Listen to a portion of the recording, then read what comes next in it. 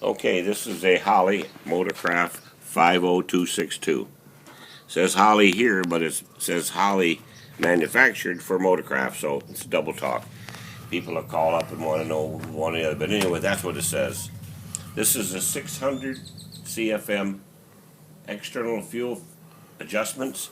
She's got her electric choke. When you get it, if you want to hook the choke up, you loosen up these 3 screws, you turn that thing. It's kind of hard to turn. You got to jiggle it around, turn it. It's really easy to break until this blade just touches right here. When that blade touches right there, you tighten the 3 screws back up and you're done. If you want the choke hooked up. It should be grounded internally. You might have to jiggle it around, make sure it's getting a good ground, but it's a single wire hookup. Alright, we're going to start this up, and we've adjusted our mixtures up underneath here. You can do them with an Allen wrench. Of course, we have a regular tool. We adjust the mixtures until we get it at 12 parts of air to 1 part of gasoline going through there. As the engine accelerates, in any vehicle, car, boat, or airplane, the carburetor is designed to get mixture gets leaner and leaner and leaner to conserve fuel.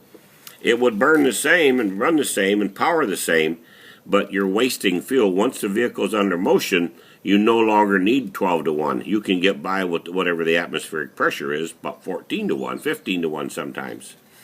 Going downhill, less than that. So all carburetors are designed like. All we have to do is make sure that they do that internally with jetting and passages and all that stuff. Make them conform to alcohol base. Now this one here's got a forward kickdown. If you got an automatic, you hook your automatic lever right over here. If you have a stick, you don't need to hook it up. You don't need to be concerned about it. This is your gas pedal, so forth. Now, we also, on our system, we use a regulator over here to regulate the fuel pressure.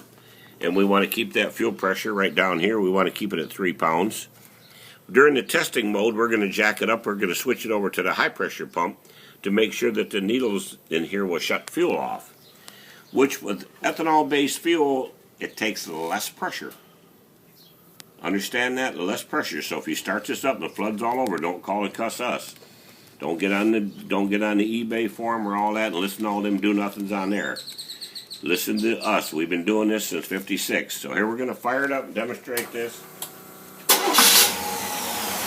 Now in that computer, there's a computer that's computing all this stuff. Now, you see right here? See that red dot right there? That dot right there is in the calculation. Well, the dot went out now. It's got a blinking red light there that you can't see. We can see it. But it's got a red dot. That means it's calculating. And when the calculation is complete, the light goes out. And as you see, it's sitting right here on 12. Now you watch. See it thin out as it accelerates? As it accelerates, that fuel thins out. That mixture thins out to conserve the fuel. We got it set about 800 RPM on attack. Alright, what we're going to look for when we increase this fuel pressure, we don't want this thing here to drop. We don't want that mixture to get any richer. That means that you're getting a little bypass in your shutoff system.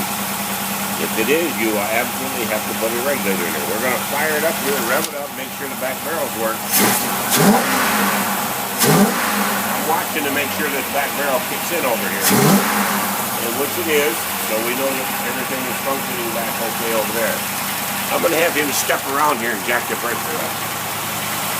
Okay, jack the pressure up, then we're going to take a look up here at our mixture and see what happens. Okay, the fuel increase there, not even a full percentage. So this is totally tough. If that thing would go way down there and stop the engine, you absolutely will have to put a regulator. Put her back on 3.